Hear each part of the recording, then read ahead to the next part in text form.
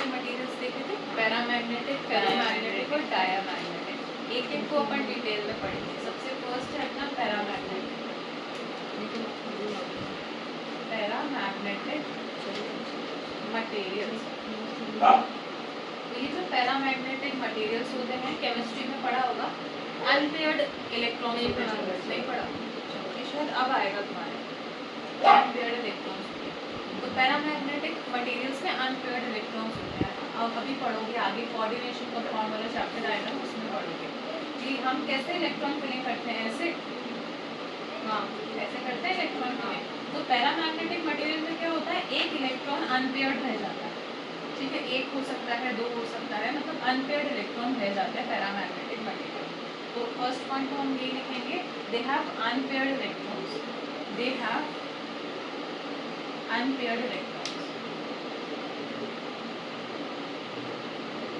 और ये क्या करते हैं, वीकली मैग्नेटिक फील्ड को अट्रैक्ट करते हैं। जैसे अगर ये हमारा पैरामैग्नेटिक मटेरियल, ठीक है, तो इसमें मैग्नेटिक फील्ड लाइंस हम कुछ इस तरह से बनाएंगे।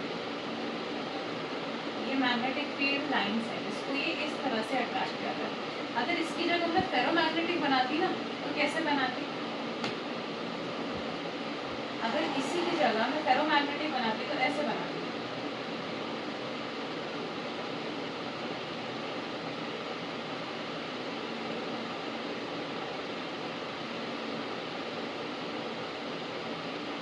फेरोमैग्नेटिक मटेरियल बहुत स्ट्रांगली मैग्नेटिक फील्ड लाइंस को अट्रैक्ट कर रहे हैं और ये वीकली मैग्नेटिक फील्ड लाइंस को अट्रैक्ट कर रहे हैं। तो इस पॉइंट को अपन लिख लेते हैं, ये तो फेरोमैग्नेटिक है, बाद में लिखना। तो इसमें अपन लिख लेते हैं कि weakly attracted by magnetic field, weekly attracted by magnetic field. अच्छा देखो, इस अनपेयर्ड इलेक्ट्रॉन का मतलब क्या है। अगर तुम्हें याद हो, मैंने जब तुम्हें पहले डायपोल पढ़ाया था, तो मैंने क्या बताया था कि मान लो किसी एटम में एक न्यूक्लियस है और उसके अराउंड इलेक्ट्रॉन्स रिवॉल्व कर रहे हैं, ठीक है। अब एक अनपेयर्ड इलेक्ट्रॉन रह गया, मतलब यहाँ पर एक इलेक्ट्रॉन रह गया होगा आउटर मोस्ट ऑर्बिटल। तो ये जो न्यूक्लियस है, ये पॉजिटिवली चार्ज है और इलेक्ट्रॉन नेगेटिवली चार्ज है। तो ये आपस में क्या बना रहे हैं, एक डायपोल बना रहे हैं। डायपोल यही तो होता है, एक पॉजिटिव चार्ज, एक negative charge in a short distance. तो ये अनपेयर्ड इलेक्ट्रॉन क्या बना रहा है, डायपोल बना रहा है। इसका कुछ डायपोल मूवमेंट भी होगा, मतलब पैरामैग्नेटिक मटेरियल्स के लिए डायपोल मूवमेंट जीरो नहीं होता। ये डायपोल मूवमेंट दिख रहा है, डायपोल बन रहा है, तो हम लिख देते हैं कि dipole movement m vector is not equals to 0 due to the presence of one unpaired electron, मतलब unpaired electron, due to the presence of unpaired electron, due to the presence of unpaired electrons। देखो, अगर हम एक atom की बात करें तो एक एटम के लिए डायपोल मोमेंट जीरो नहीं है। हम लिख देते हैं for single atom, single atom के लिए ऐसी कंडीशन है। पर अगर एक मटेरियल है, अगर एक मटेरियल है उसमें तो बहुत सारे एटम होंगे, तो सबका अलग अलग डायपोल मूवमेंट होगा। जैसे मान लो कुछ ऐसे मूव कर रहा है, कोई ऐसे मूव कर रहा है, कोई ऐसे, कोई ऐसे, कोई ऐसे, हाँ, एकदम रैंडम मोशन है। तो हम क्या बोलते हैं, जब भी रैंडम डायपोल मूवमेंट होंगे तो उनका नेट डायपोल मूवमेंट क्या हो जाएगा, रैंडम मोशन हो रहा है, जीरो हो जाएगा। हाँ, तो मटेरियल के लिए डायपोल मूवमेंट जीरो है, पर एटम के लिए नॉट इक्वल्स टू जीरो। तो फॉर मटेरियल m वेक्टर मतलब dipole moment is equals to zero due to random motion, due to random motion. इससे हम क्या बोल सकते हैं कि नेट इंडिविजुअल एटम्स जो है उनका डायपोल मोमेंट जीरो नहीं होता, तो वो क्या पोजेस करते हैं, permanent magnetic dipole moment possess करते हैं, ठीक है। मतलब कि डायपोल मोमेंट जीरो नहीं होता एटम्स के, एटम के लिए, पर इसका जो नेट डायपोल मोमेंट है टोटल मटेरियल का, वो जीरो हो जाता है क्योंकि रैंडम थर्मल मोशन पोजेस करता है। इसका स्टेटमेंट अपन लिखते हैं, जब स्टेटमेंट वाले क्वेश्चन से लिखते हैं, स्टेटमेंट लिखते हैं, स्टेटमेंट लिखते हैं, कैसे भी पॉइंट बना के लिख दो कोई।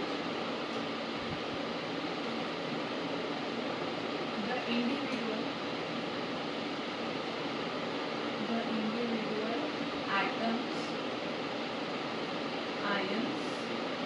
or molecules possesses permanent magnetic dipole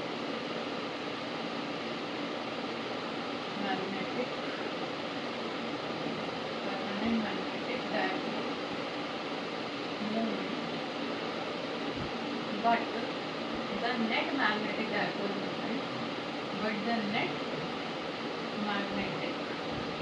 dipole moment is zero due to random thermal motion.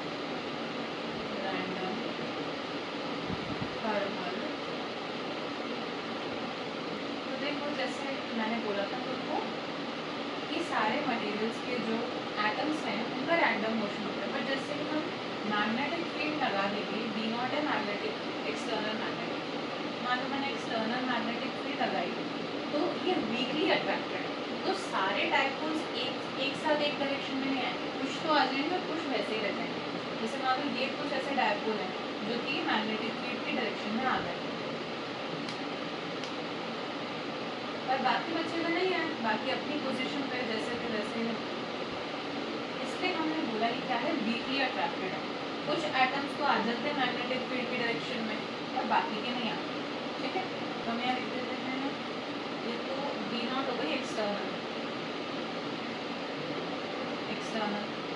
अब बी एम लिख देते हैं, मैग्नेट की जो मैग्नेटिक फील्ड इंड्यूस हुई है इन डाइपोल्स की वजह से ये वीकली अट्रैक्टेड होती है, वीक होती है। बी एम हो गया magnetic field induce to magnetic diamagnetic material क्या करते हैं, वो क्या करते थे, अट्रैक्ट करते थे, ये क्या करते हैं, वीकली रिपेल करते हैं। क्यों रिपेल करते हैं, उसमें क्या था, अनपेयर्ड इलेक्ट्रॉन्स थे, पर इनके पास अनपेयर्ड इलेक्ट्रॉन्स नहीं होते, पेयर्ड, हाँ सारे इलेक्ट्रॉन्स पेयर्ड हैं, तो अनपेयर्ड इलेक्ट्रॉन है ही नहीं।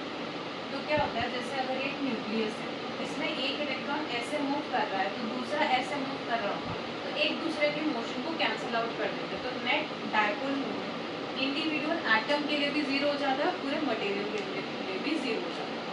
ठीक है, तो इसको हम लिख लेते हैं कि इनके पास कोई भी अनपेयर्ड इलेक्ट्रॉन नहीं होता, no unpaired electrons due to orbital motion.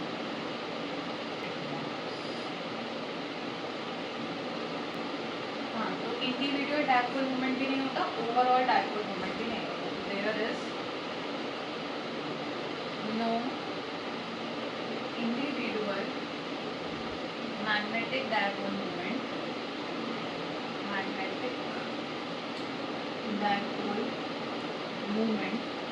और ओवरऑल डायपोल मोमेंट। तो एम वेक्टर इंडिविजुअल एटम्स के लिए भी जीरो हो गया और एम नेट ओवरऑल मटेरियल के लिए भी जीरो हो गया। जैसे मान लो कि मटेरियल है, इसमें ऐसे रैंडम मोशन कर रहे हैं सारे जो एटम्स हैं, तो इनके डायपोल मूवमेंट की डायरेक्शन भी एकदम रैंडम है। ठीक है, अब ये क्या करेंगे, मान लो इस डायरेक्शन में मैंने एक्सटर्नल मैग्नेटिक फील्ड को अप्लाई किया, तो जो मटेरियल में मैग्नेटिक फील्ड इंड्यूस होगी वो अपोजिट डायरेक्शन में इंड्यूस होगी, बी एम ये मटेरियल की मैग्नेटिक फील्ड है, तो डायरेक्शन अपोजिट है और साथ में क्या है, वीक भी ज़्यादा स्ट्रॉन्ग मैग्नेटिक फील्ड है नहीं।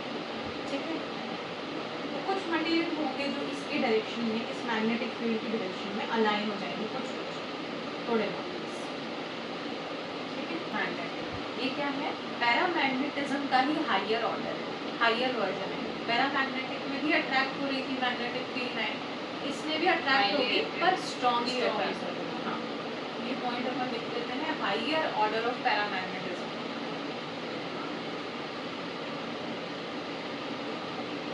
Higher amount of paramagnetism, higher amount of paramagnetism. ये क्या है, स्ट्रॉन्गली अट्रैक्ट द मैग्नेटिक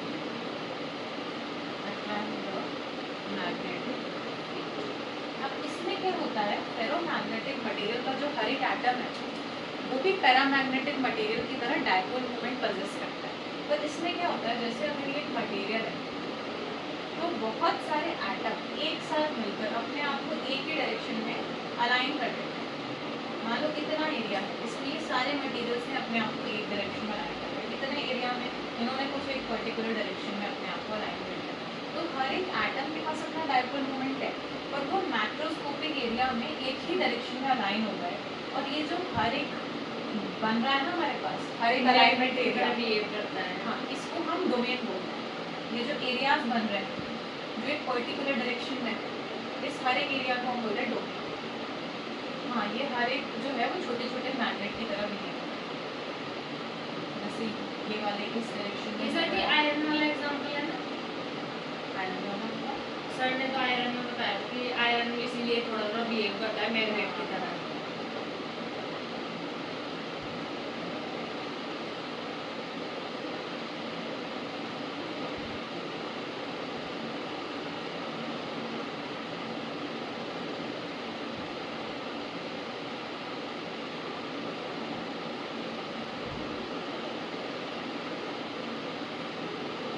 बनाना पड़ेगा।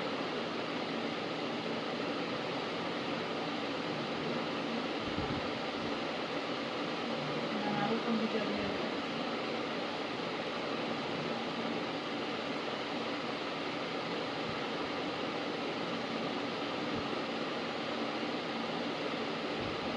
ठीक बना लो, दूसरा बना लो।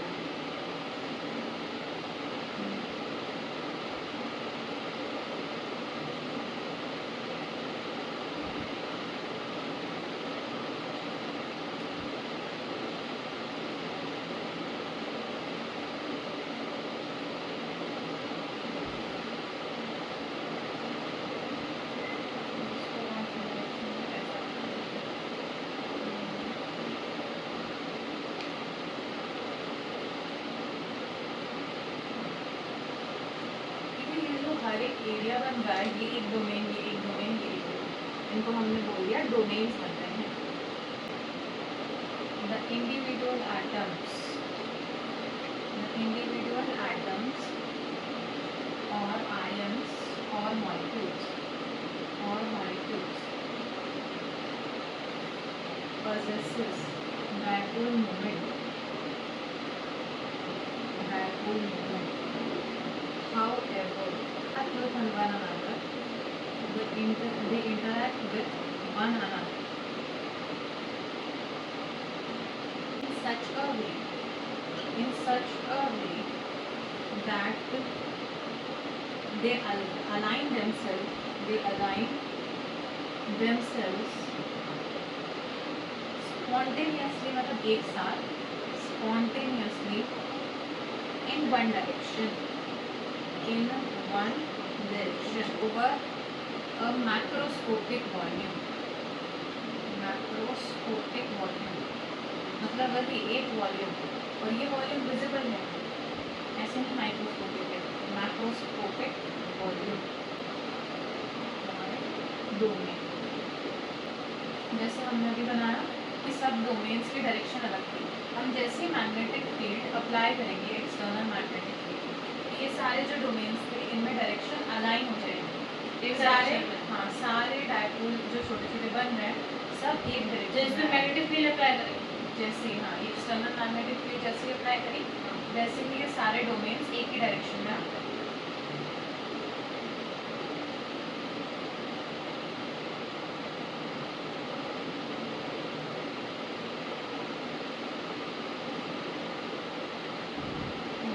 और इनमें कुछ मैग्नेटिक फील्ड इंड्यूस भी होती बी है, जो कि इस मैग्नेट की है, और ये स्ट्रॉन्ग मैग्नेटिक फील्ड होगी पैरामैग्नेट्स में, वीक थी, इसमें स्ट्रॉन्ग।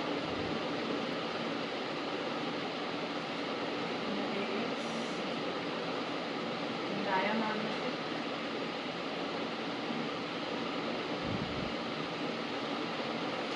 और फेरोमैग्नेटिक।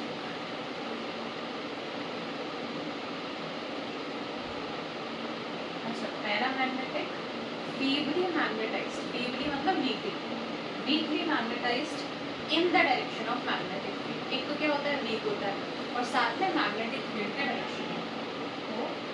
दे आर feebly, मतलब वही होता है feebly magnetized in the direction of magnetic field, in the direction of magnetic field. Diamagnetic भी feebly magnetized होता है but in opposite direction to the magnetic field. They are feebly magnetized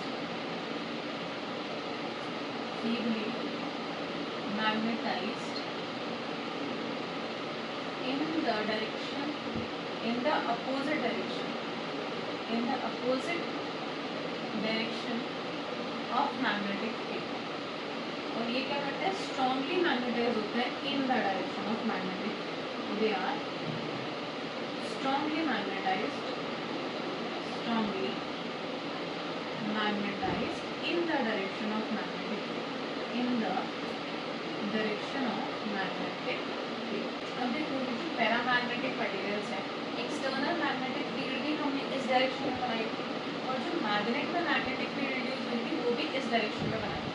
तो जो net है वो बढ़ेगा, है ना, दोनों का अगर हम नेट देखेंगे तो वो इसी डायरेक्शन में है, तो नेट बढ़ेगा पर उतना नहीं बढ़ेगा, थोड़ा सा बढ़ेगा. पर अगर हम फेरोमैग्नेटिक मटेरियल की बात करें तो एक्सटर्नल फील्ड भी इस डायरेक्शन में है और मैग्नेटिक मटेरियल की वजह से भी जो फील्ड इंड्यूस हुई इसी डायरेक्शन में, तो नेट इसमें भी बढ़ेगा पर इसमें ज़्यादा बढ़ेगा क्योंकि ये स्ट्रांगली मैग्नेटाइज हो रहा है मैग्नेटिक फील्ड की डायरेक्शन.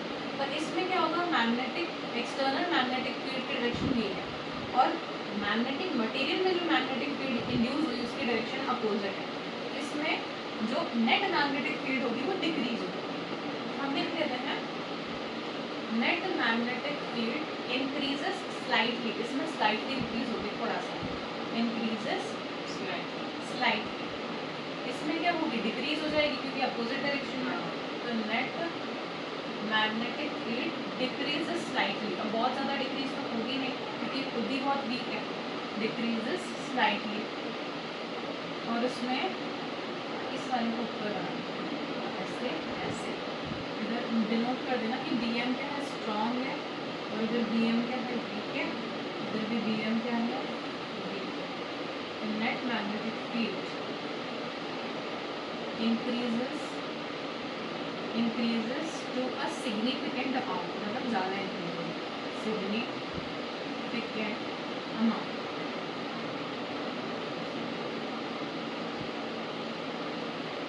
अच्छा, अब जो हमने म्यू देखा था रिलेटिव परमिएबिलिटी, तो इन तीनों में से किसकी रिलेटिव परमिएबिलिटी सबसे ज़्यादा होनी चाहिए?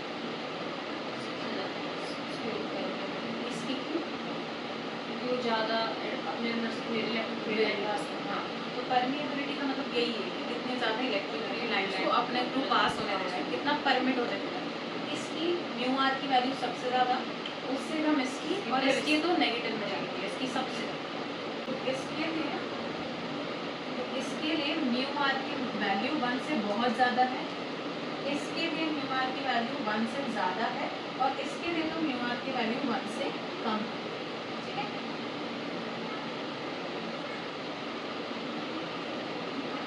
समझ लो mu R is equals to 1 plus susceptibility. ठीक है, इस म्यू आर की जगह हम अगर 1 प्लस ससेप्टिबिलिटी लिखते हैं तो देख लो mu R equals to 1 plus susceptibility. इस म्यू आर की जगह 1 प्लस ससेप्टिबिलिटी, म्यू आर इधर आता है ससेप्टिबिलिटी. ठीक है, इज ग्रेटर देन 1. इस 1 से अगर ये 1 काट दिया तो यहाँ पे बचा 0, तो ससेप्टिबिलिटी इज ग्रेटर देन 0, ऐसे समझो. ठीक है, ऐसे इधर देखो इस म्यू आर की जगह लिखा 1 प्लस ससेप्टिबिलिटी लेस देन 0. इस 1 से ये 1 काटा तो म्यू इज लेस देन 0. ऐसे ही 1 plus susceptibility is very very very greater than 1. इस 1 से ये 1 काटा तो susceptibility is very very very greater than 0.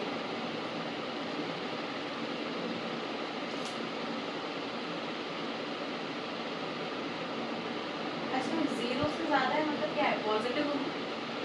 0 से इस तरफ 0 से ज़्यादा वाले नंबर पॉजिटिव होते हैं. 0 से ज़्यादा है, हाँ, 0 से ज़्यादा वाले नंबर पॉजिटिव होते हैं, 0 से कम वाले नंबर नेगेटिव होते हैं. यहाँ लिख देते हैं स्लाइटली पॉजिटिव वैल्यू. इसके इसके लिए हम लिख रहे हैं स्लाइटली नेगेटिव वैल्यू होगी। तो एक बार दोबारा बताओ ना पाई वाला।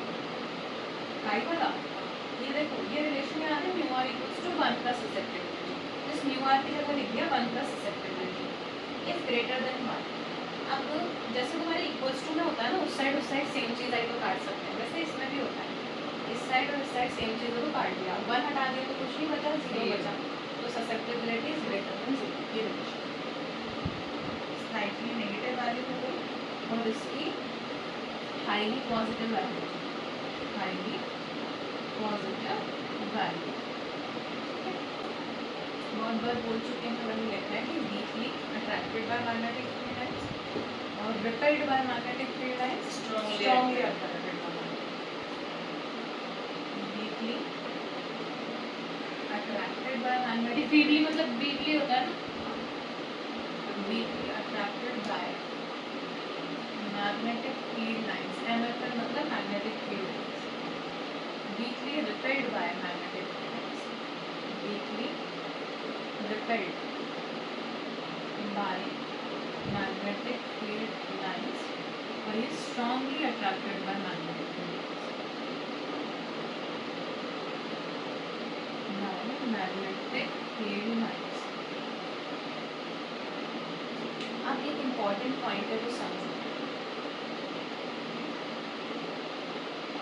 जैसे मान लो ये एक पैरामैग्नेटिक मटेरियल है, मेडिकल क्यों बताता है, ये मान लो कोई पैरामैग्नेटिक मटेरियल है, ये कोई मैग्नेट है, नॉर्थ पोल है, ये मान लो इसका साउथ पोल है किसी मैग्नेट का, तो मैग्नेटिक फील्ड लाइंस कुछ इस तरह से जा रही होगी इस मैग्नेट के लिए, है ना, कुछ इस तरह से जाएगी ये magnetic field lines.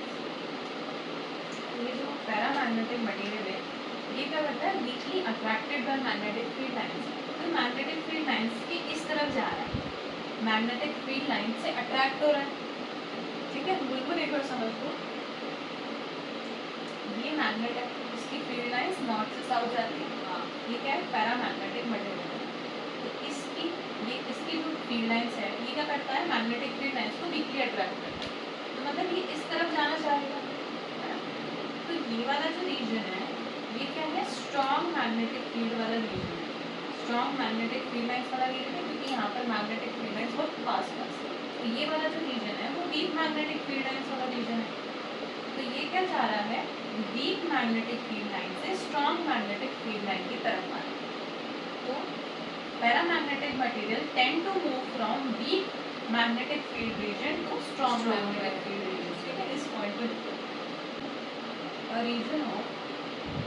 a region of weaker magnetic field to stronger magnetic field,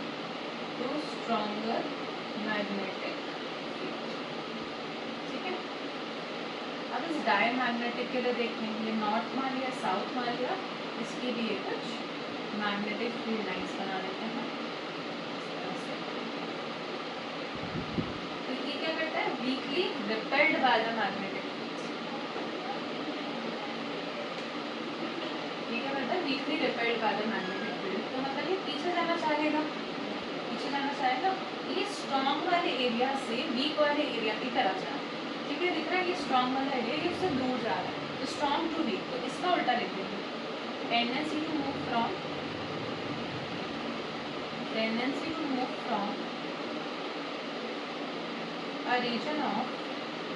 a region of stronger magnetic field to weaker magnetic field,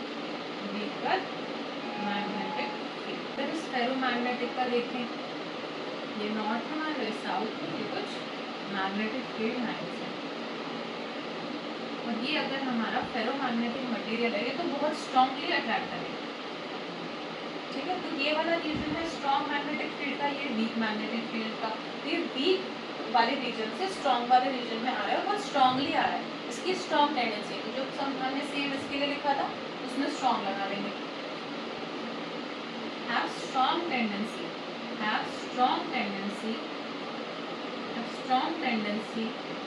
to move from a region of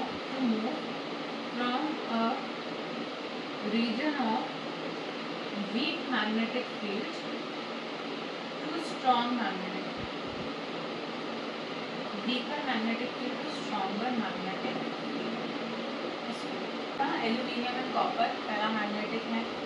aluminium इसका सिंबल Al, कॉपर इसका symbol Cu, chromium Cr, पर copper Cu copper, Pb lead, Bi bismuth और water. कितना आ जाएगा? Iron, निकल, cobalt.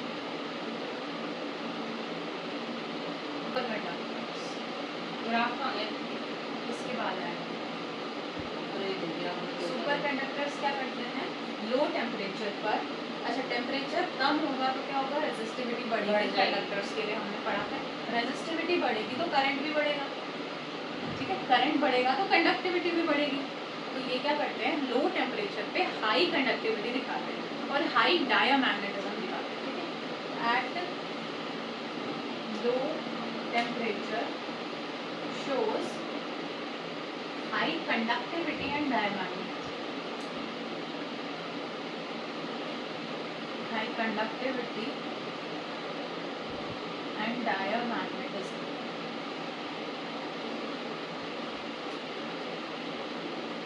High की जगह से लिखते हैं ना परफेक्ट, क्योंकि एकदम परफेक्ट कंडक्टिविटी दिखाते हैं। Perfect conductivity and perfect diamagnetism.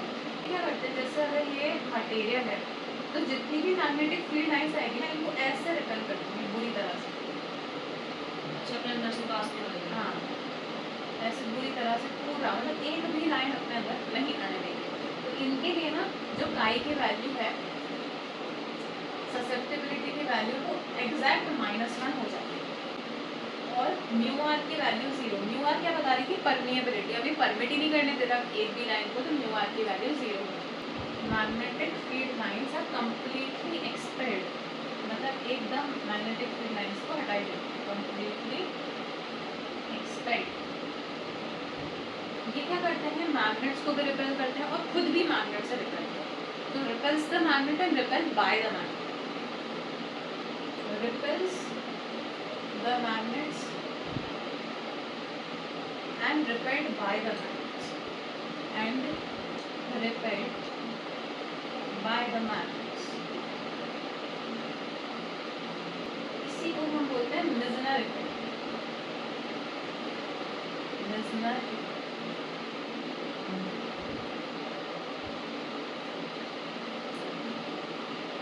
ये यूज होता है मैग्नेटिक लेविटेशन। ये सुपर कंडक्टर्स को बोलते हैं कि मिसनर्स करते हैं, फिर इसे बोलते हैं जो repair प्रॉपर्टी है ना, ये लो टेम्परेचर पे इस तरह की प्रॉपर्टी शो कर रहा है, उसको मिसनर। अब ये कहाँ यूज होता है? ये लेविटेशन सिस्टम में यूज होता है। सुपर फास्ट ट्रेन, इनमें इस प्रॉपर्टी का यूज होता है, मैग्नेटिक लेविटेशन।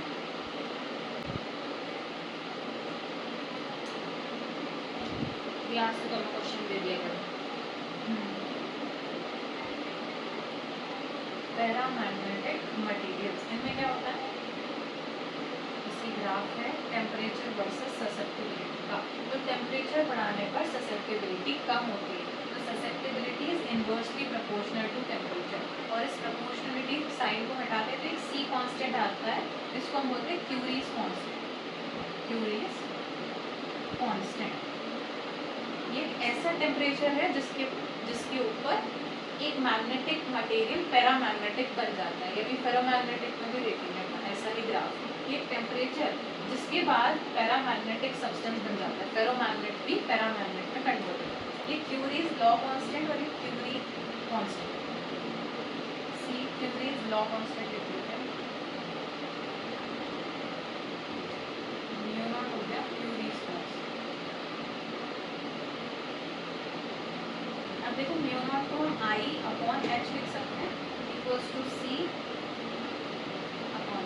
अब एच को उधर भेजते हैं तो आई इज इक्वल्स टू क्या आ जाएगा? C mu not H upon T. लिखो फॉर्मूला। और ये जो म्यू नॉट एच है इसको हम क्या लिख सकते हैं, म्यू नॉट एच को एक्सटर्नल मैग्नेटिक भी लिख सकते हैं, B not is equal to mu not into H लिखवाया था पीछे, इसकी जगह हम सी बी लिख सकते हैं, C B upon B, B external magnetic materials.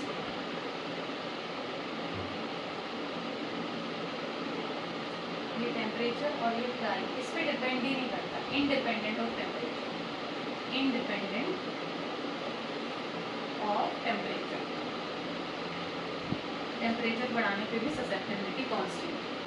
देखो थोड़े टाइम तक तो कांस्टेंट रहता है, पर एक टेम्परेचर पे आके क्या हो जाता है, डिक्रीज होने लग जाता है, और इसी टेम्परेचर को हम क्यूरीज टेम्परेचर बोलते हैं।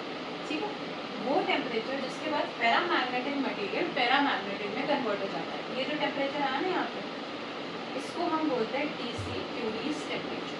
ससेप्टेबिलिटी लिखवा दो, टेम्परेचर बढ़ाने से ससेप्टेबिलिटी कम होगी।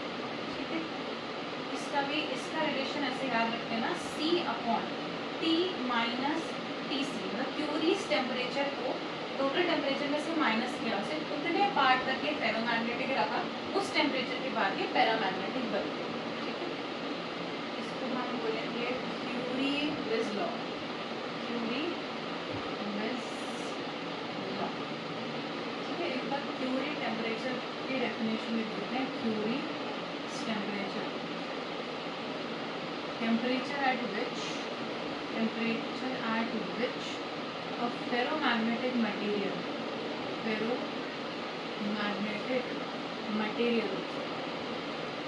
behaves like a paramagnetic material, paramagnetic जो अपन ने ऐसे बनाया था, यहाँ पैरा, यहाँ डाया, हाँ यहाँ फेरो, लास्ट में लिख लेना नो हिस्टेरेसिस, जगह ही ना हो तो और जगह ही नहीं हो, देखना दीदी ऊपर लिख लेना नो हिस्टेरेसिस, यहाँ देखिए और यहाँ पर शो हिस्टेरेसिस। हिस्टेरेसिस मतलब होता है लॉस, यहाँ लिखो एनर्जी में लॉस, क्योंकि ये कोई लॉस शो नहीं करते, ये भी कोई लॉस शो नहीं करते, ये लॉस शो